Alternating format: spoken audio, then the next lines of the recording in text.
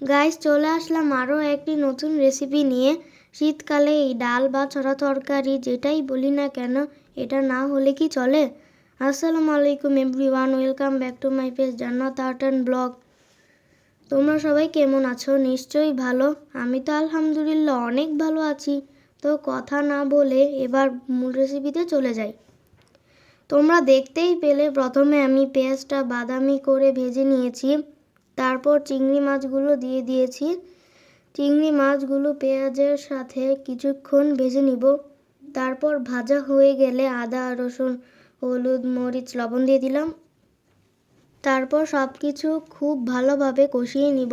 এবার আমি ব্লেন্ড করে রাখা মুড়ি কচুগুলো দিয়ে দিব। এখানে আমি কাঁচা তেঁতুল সিদ্ধ করে বেছে বিচিগুলো আলাদা করে তেঁতুলের গ্রেভিটা শুধু দিয়ে দিলাম। তো এখানে ছোট ছোট যে কচুগুলো পাওয়া যায় এগুলোকে আমরা বলি মুড়ি কচু।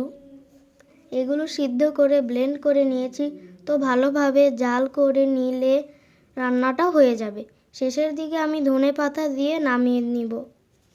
তো গাইস, ভিডিওর এই পর্যন্ত যদি একটু ভালো লেগে থাকে তাহলে লাইক কমেন্ট শেয়ার করে আমার পেজটাকে ফলো দিয়ে রাখবে। তো আমার রান্নাটা প্রায় শেষ। আমার এই রান্নাটা কার কার সাথে মিললো জানা